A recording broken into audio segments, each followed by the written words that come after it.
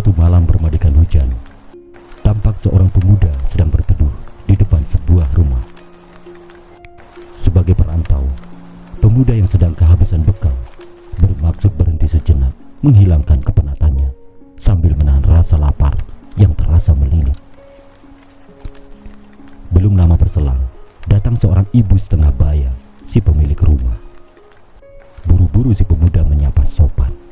"Maaf Bu, saya di sini sekedar berteduh. Mohon ibu mengizinkan dan tidak terganggu."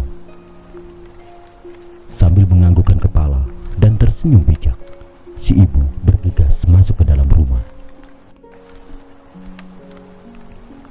Dan tidak lama berselang, ibu tadi datang menghampiri si pemuda dengan membawa segelas susu hangat dan sepotong roti. "Ini ada sedikit makanan dan minuman, Nak. Kelihatannya anak ini sedang kedinginan dan kelaparan. Silakan dimakan, Nak. Hanya itu yang ibu punya." Walaupun dengan malu, tetapi karena lapar yang menggigit, dihabiskannya semua yang disajikan.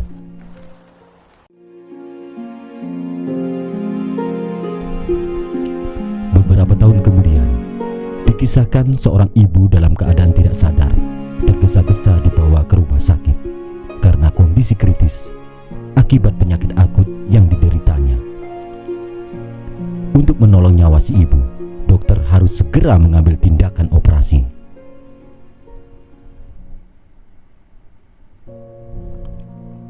Beberapa hari kemudian, di dalam proses penyembuhan, si ibu merasa bingung dan tidak tenang.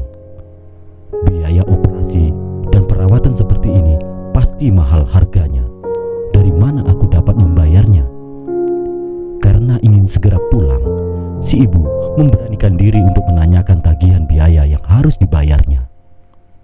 Karena tanpa melunasi semua biaya, pasien tidak diizinkan meninggalkan rumah sakit. Petugas rumah sakit mendatanginya sambil membawa amplop yang berisi sepucuk surat, bukan tagihan seperti yang ditanyakan. Dengan penuh tanya di dalam hati dan kebingungan, perlahan dibuka dan dibacanya surat itu. "Ibu yang baik, perkenalkan, saya adalah dokter spesialis yang mengoperasi ibu. Seluruh biaya rumah sakit telah saya lunasi sebagai tanda terima kasih atas pemberian segelas susu dan sepotong roti yang ibu berikan kepada saya saat berteduh dan kelaparan di depan rumah ibu beberapa tahun yang lalu.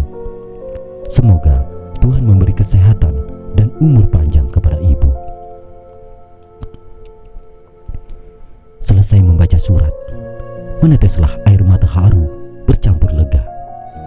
Dia tidak pernah menyangka bahwa perbuatan baik tanpa pamrih waktu itu membuahkan kebaikan yang tidak terkira.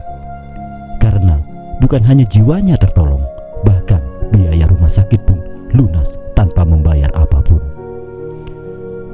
Kisah tadi sungguh luar biasa dan mengajarkan kepada kita akan pentingnya melakukan perbuatan baik. Hal ini mengingatkan saya pada sebuah kata mutiara. Orang yang berbuat jahat, walaupun bencana belum tiba, tetapi rezeki telah menjauhinya.